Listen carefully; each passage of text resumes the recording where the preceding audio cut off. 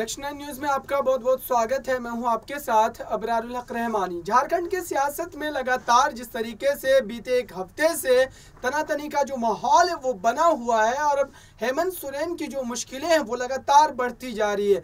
खनन वाले मामले में लेकर के अब उनकी गिरफ्त जो है वो लगातार उन पर बढ़ती जा रही है और कहीं ना कहीं सरकार में सीएम बने रहने को लेकर के भी जो एक तरीके से एक जो मुश्किल की घड़ी है वो आ गई है, क्योंकि अब राज्यपाल को जिस तरीके से चुनाव आयोग के द्वारा निर्देश दिए गए हैं कि हेमंत सोरेन की सदस्यता वाले मामले को वो छानबीन करके उस पर कोई फैसला ले, और जब ऐसा होगा तो फिर कहीं ना कहीं झारखंड में जो जेएमएम की सरकार है वो खतरे से खाली नहीं है। ऐसे में अब अगर जेएमएम की सरकार गिर जाती है झारखंड में तो कांग्रेस या फिर जेएमएम दोनों में से किस पार्टी का जो सीएम है वो बनता हुआ नजर आएगा, यही बड़ा सवाल जो है अब झारखंड की सियासत में जो देखने को मिल रहा है। आज इसी खास मुद्दे पर विस्तार से बात करेंगे। मेरे साथ मौजूद है बात करने के लिए प्रांशी जी। तमाम सवाल लेंगे और जानने की कोशिश करेंगे कि दरअसल अब झारखंड में हेमंत सोरेन के बाद किसके हाथ में मुख्यमंत्री की जो कमान है वो होगी। आपको क्या लगता है, क्या जेएमएम खुद ही अपनी पार्टी से किसी नए चेहरे को मुख्यमंत्री का पद जो है वो सौंप सकती है, या फिर कांग्रेस अपने इस दबाव को जिस तरीके से बना रही है जेएमएम पर, क्या कांग्रेस इसमें सफल हो पाएगी? सबसे पहले बहुत बहुत शुक्रिया अबरार आपका। जैसा कि आपने बताया कि झारखंड में जो इस वक्त सियासत देखने को मिल रही है उस सियासी माहौल के बीच इस वक्त मुख्यमंत्री पद को लेकर उठापटक जारी है। ये उठापटक तो हमने बीते कुछ समय पहले ही देखी है अलग राज्य में, महाराष्ट्र राज्य में। महाराष्ट्र में शिवसेना जो है वो दो गुटों में बंट गई और बीजेपी के समर्थन से यहाँ पर नई सरकार बन गई। तो मुझे लगता है अबरार कहीं ना कहीं ऐसा ना हो कि दूसरा महाराष्ट्र यहाँ पर बनता हुआ दिखाई ना दे हमें।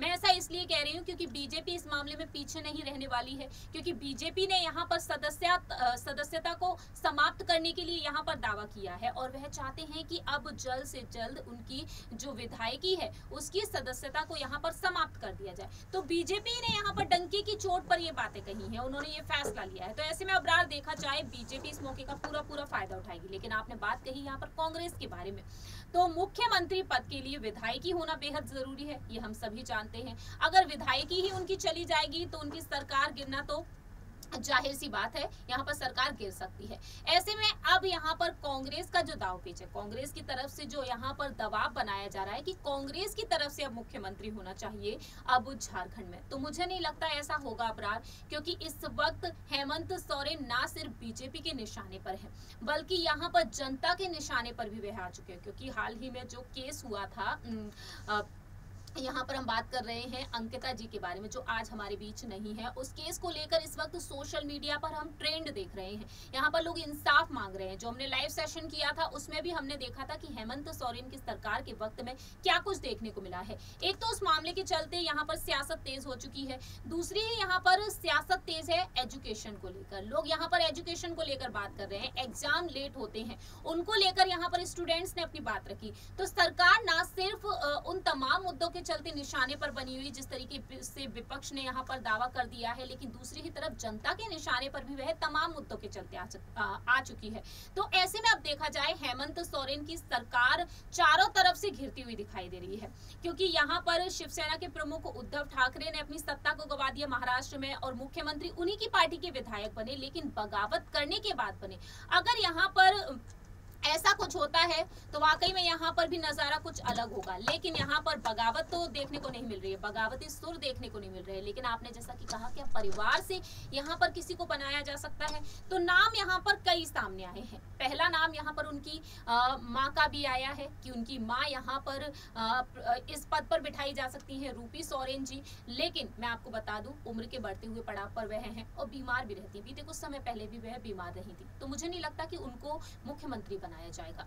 लेकिन दूसरा नाम यहाँ पर उनकी पत्नी कल्पना सोरेन का नाम भी सामने आया है, जो एक प्ले स्कूल चलाती हैं और प्ले ग्रुप चलाने वाली वह ना तो विधायक हैं, हालांकि वह यहाँ पर महिलाओं के लिए कई कार्यक्रमों में हिस्सा लेती हैं, उन पर फैसले भी लेती हुई नजर आती हैं, लेकिन विधायकी उनके पास नहीं है। लेकिन तीसरा नाम जो सामने आया है कि उनकी जो भाभी हैं, हेमंत सोरेन की भाभी सीमा सोरेन, उन पर भारी पड़ सकती है, क्योंकि जेएमएम की टिकट पर उन्होंने चुनाव लड़ा और तीसरी बार विधायक वह बनी हुई है। तो ऐसे में देखा जाए सीमा सोरेन जो इस वक्त विधायक हैं और ऐसे में अब वह यहाँ पर भारी पड़ सकती हैं कल्पना सोरेन पर, तो शायद उनको बनाया जा सकता है। आपको बता दें वह जेएमएम के अध्यक्ष शिबू सोरेन की पत्नी है और माफ कीजिएगा, यहाँ पर जिस तरीके से सीमा सोरेन को लेकर जो दावे किए जा रहे हैं वह यहाँ पर जेएमएम के अध्यक्ष शिबू सोरेन की बड़ी बहू है और ऐसे में देखा जाए तो यहाँ पर उनको लेकर फैसले लिए जा सकते हैं, क्योंकि वह इस वक्त विधायक के पद पर है, तो शायद उनको भी बनाया जा सकता है। परिवार के बारे में अगर बात की जाए तो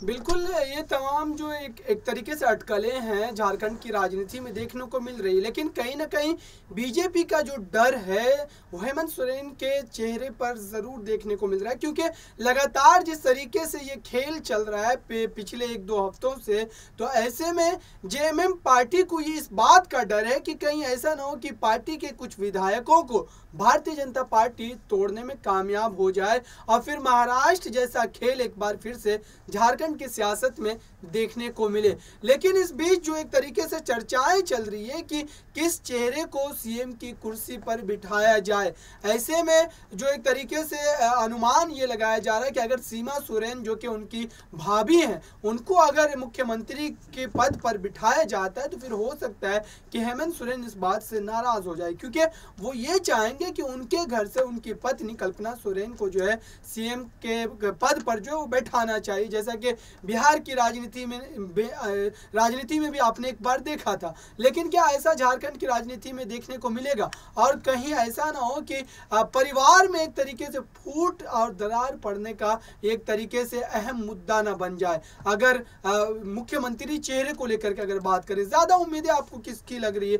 क्या सीमा सोरेन जो कि उनकी भाभी हैं उनका पलड़ा ज्यादा भारी लग रहा है, या फिर कल्पना सोरेन जो कि हेमंत सोरेन की पत्नी है उनका पलड़ा भारी लग रहा है? अपराध, जैसा कि आपने कहा यहाँ पर कि किसका पलड़ा भारी नजर आ रहा है, तो मैं कल्पना सोरेन का नाम लेना चाहूंगी। विधायकी उनके पास नहीं है, लेकिन नाम सबसे ज्यादा उन्हीं का आ रहा है। बीते कल जो खबर सामने आई, हमने देखा कि मयूरभंज से यहाँ पर ताल्लुक रखती हैं, उड़ीसा से ताल्लुक रखती हैं हमारे देश की राष्ट्रपति द्रौपदी मुर्मू जी, और उनके बाद अब दावा किया जा रहा है कि वहीं के इलाके की बेटी अब कल्पना सोरेन मुख्यमंत्री बन सकती है। तो इस वक्त जो बयान देखने को हमें मिला कि कल्पना सोरेन के पिता अप्पा मुर्मू जी ने जो अपनी बात रखी, उन्होंने कहा कि मैं दुखी भी हूं और मैं खुश भी हूं। दुखी इस वजह से हूं क्योंकि मेरे दामाद जो है वह मुख्यमंत्री हैं और आज उनकी विधायकी जो है वह दांव पर लगी हुई है और ऐसे में उनका मुख्यमंत्री पद जाता हुआ दिखाई दे रहा है। लेकिन खुश इस वजह से हूं क्योंकि मेरी बेटी का नाम यहाँ पर सामने आ रहा है।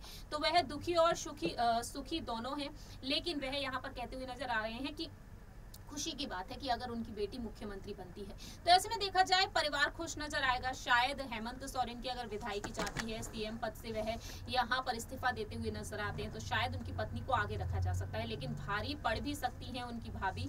लेकिन फिलहाल देखा जाए, जैसा कि आपने कहा कि नाराजगी देखने को मिल सकती है, वो तो वक्त के साथ साथ ही पता चलेगा। और दूसरी ही तरफ बीजेपी की तरफ से कोई भी नाम अभी तक सामने नहीं आया है और ना ही कांग्रेस की तरफ से, लेकिन दबाव दोनों तरफ से है। और मुझे लगता है जिस तरीके से हेमंत सोरेन घिरते हुए नजर आए हैं, अगर शिक्षा की बात है तो शायद उनकी पत्नी इस बात को बखूबी समझ सकती हैं, क्योंकि वह एक प्ले स्कूल चला रही हैं, तो शायद इस समस्या को वह दूर कर सकती हैं अगर उन्हें मुख्यमंत्री बनाया जा सकता है। बिल्कुल, तमाम उम्मीदें लगातार एक तरीके से कल्पना सोरेन को बनी हुई है, लेकिन देखने वाली बात यही हुई कि आने वाले समय में दरअसल जेएमएम की जो कमेटी है वो किस तरीके से फैसला लेती है और फिर झारखंड के नए सीएम के तौर पर किस चेहरे को जो है मुख्यमंत्री के पद पर बिठाया जाता है। फिलहाल इस खास कार्यक्रम में शामिल होने के लिए प्रांशु जी का बहुत बहुत धन्यवाद है। लेते हैं हम विदाई, फिलहाल के लिए देखते रहिए ताज़ा तरीन खबरों के लिए नेक्स्ट 9 न्यूज़ को। धन्यवाद।